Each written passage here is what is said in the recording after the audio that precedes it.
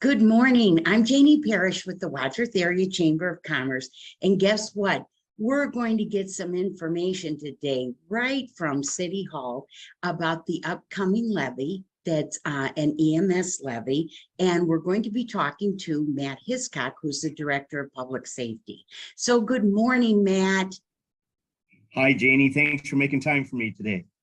Absolutely. And you know what? This is so important to our community. So we want to get all of the information about the levy. So if you can just tell us what's going on and what we need to do and what the money is going to be used for, we would greatly appreciate it. Absolutely, Janie. Thank you. On behalf of the men and women of the Wadsworth EMS department, we really appreciate the opportunity to talk to you today and talk to our community. Our current levy is set to expire December 31st of this year. So we have put on the ballot and asked our community for support for a new levy. The levy is sort of a combination levy. It's a renewal in the amount of 2.5 mils plus a 0.5 mil increase. That sometimes makes people nervous, so let me explain why we did that. The 2.5 mil renewal is exactly what we have now, and that's important for us to make sure that we can continue operations. But we realized over the last levy cycle that not only are call volumes increasing, but our population is increasing. The types of calls that we're dealing with are more manpower intensive, and the demographic of our community continues to trend towards older folks. Older folks tend to use EMS services more than younger folks, and so we needed to do something different to prepare not only for what we're currently seeing, but what we anticipate seeing in the next 5 years. That's what the 0.5 mil increase is all about.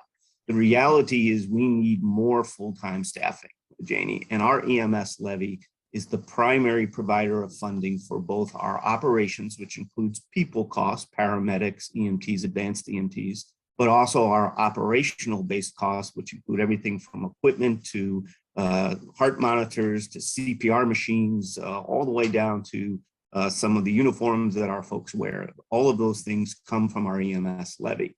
In addition, the capital expenses of the EMS department also come from the levy. Those are more intensive capital projects, everything from a new fire station that also houses EMS folks, all the way to replacement of our advanced life support ambulances. So the EMS levy is all encompassing for our particular department. What many people don't realize, as I've been out in the community and talking to folks about our EMS levy, is that the EMS department receives no money from the general fund. So your income tax dollars does not pay for EMS services. The EMS services that we provide in our community are solely provided by the levy and two other advances that we think are a modern approach to providing for EMS services. And those include things like a contractual relationship to provide EMS services with the township that surrounds the city. That's beneficial for us as well as our neighbors in the township, because we are able to provide a high quality of EMS emergency care for those folks in our community. And we're able to benefit from that, having a contractual relationship, which pays for those expenses and helps us pay some of the costs of city expenses also for providing the service. In addition, we take the modern approach of also charging for some fees for services. Well, why do we do that if we also have a tax in place? Well, it's important to note that if all we did was rely upon an EMS levy-based tax to provide for the service, that millage would be greatly increased to what we're proposing. I mean, we would almost have to double, some might even say triple the amount of millage if we were to solely put the burden of EMS services on taxpayers. We don't want to do that. We don't believe that's the modern approach. So we take a diversified approach by saying we all benefit for having it there if we need it. That's your tax that you pay.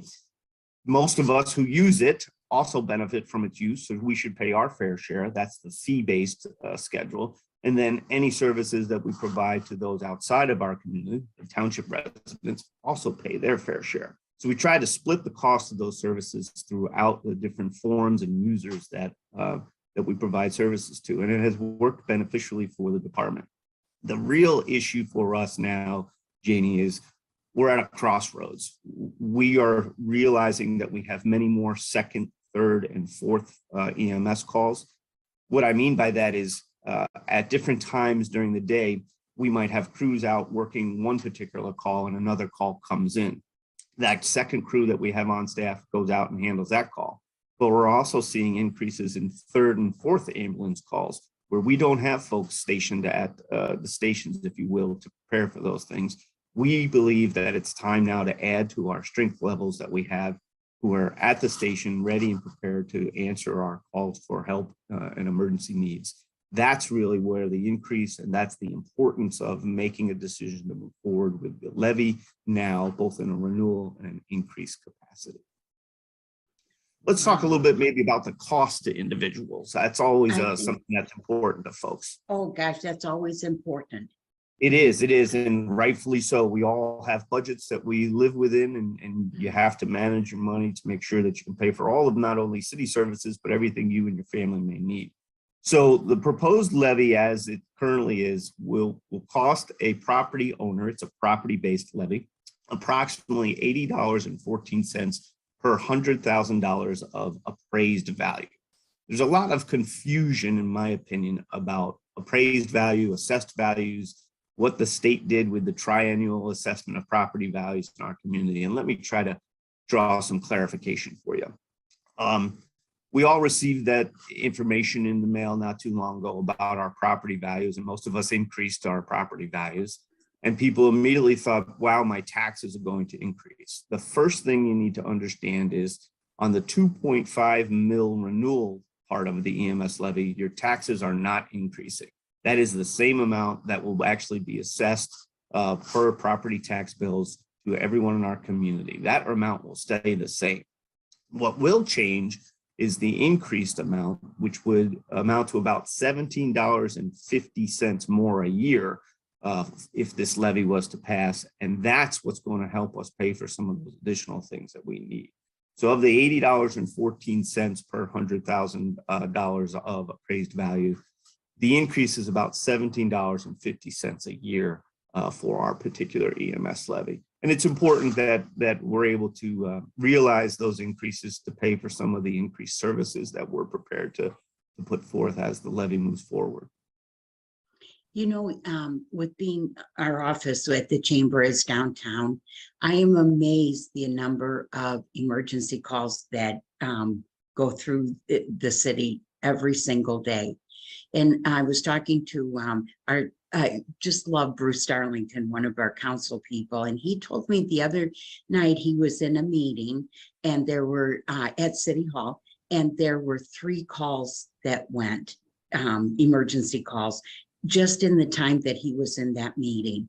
And so we've increased our population, you know, we're especially building new homes. And I think that if I've never had to call 999. You know what? We're doing this at 9 a.m. I don't think I'm ready. Yeah. But anyways, I've never had to call 911. But I have to tell you, I think if I did have to call 911, I'd be awfully glad I voted for that levy. Yeah. I think you're absolutely right, Janie. And you make a good point into Mr. Darlington's comments. We're averaging right now, 2022, October of 2022, about 8 calls a day. So you being close to downtown when your offices or anyone, I think many of our folks in our community hear the ambulances and the sirens throughout the day, 8 calls a day and increasing. You know, in 2021, we had our highest call volumes. We nearly had 3,000 EMS calls. Based upon our run reports year to date, I think we're going to break that 3,000 call ceiling this year. And with the growth in our community and the continued boom in economic development that we're having, the reality is that it's my job to plan for the provision of those services. And it is clear to me, as well as Chief Linder and the other administrators within the EMS department, that we need to prepare for increased call volumes in excess of 3,000 calls a year. That's a lot of calls for a department our size. Yes. And on top of that, I think that people look at those kind of things when they're looking where to relocate their family. Yeah. So You're absolutely right, Katie. Yeah, and if you have a strong EMS and response team, safety forces, that does nothing but help to increase the value of your home too. Now, I didn't mean to say increase the value because we don't ever want to do that. But I mean, when you're selling your home, people look at those kind of things. When you're buying a home, people look at those kind of things. You know, what are the services that your city offers and how effective are they? Yeah. You're absolutely right, Janie. And of course, I'm biased. I put a lot of importance in public safety and providing those services to our community. But I think it all starts there. If a person or a business is not safe in their community, then where do they go from there in terms of their daily operations in a business or your daily life at home? If you don't feel safe, if you don't have the provision of safety services, whether it be EMS, fire, or police services, to make sure that that's the backbone of your existence, it goes downhill from there. So that is true. And I know, I have heard from people, I get the calls from people who are interested in purchasing a home in our community and ask about everything from EMS support and fire support to how many police calls occur in this neighborhood. So people are out there, people are educated about the services we provide. And really, as a suburban community with our electric division, our communication divisions, we understand that there's a high bar set for provision of governmental services and community services. And our EMS department, the men and women of our EMS and fire department, they really are committed to that high bar and high level of service, and they do a wonderful job in those provisions. Second to none. I would right. put them up against any other department. And I do have to tell you, this is something else that businesses look for too, when they're considering where they're going to locate their business. They have to make sure that they can keep their employees safe and their business safe. So it's very important what EMS does. It's important what all of our safety forces do. So we really encourage you to vote yes on November 8th for the EMS levy. Our chamber board has endorsed the levy because we feel it is that important to for our community, for our businesses, for our families. Just it's that important. Absolutely, Janie. As you know, emergencies and emergency medical needs don't just happen at home, and many people work here in our community. So the businesses that are here, that are served by people, anyone might need our service at any given moment of the day. And that's why it's important to have those folks on staff, enough folks on staff at all times to make sure we can answer that alarm, that call for assistance when we need to. And the EMS levy is a primary provider of the services for the EMS department. It's what we depend upon. It's our lifeline. So we agree. We think it's vitally important. And we're asking for the community support on November 8th of our EMS levy. Well, you sure have our support, Matt. Thank you, because we know minutes are important when you have an emergency. Every second is important. Yeah. That's absolutely correct. Well, thank you, Matt. I appreciate you taking the time to explain the levy. Sometimes when you see it all written out, you're like, I'm not really sure. So we appreciate you clarifying everything, and truthfully, thank you for all you do, and thank you for your wonderful, wonderful professional staff. We appreciate them. Thanks so much, Janie. Okay, we'll talk to you soon. We'll see you at the polls. Absolutely. Okay. All righty. Thank you.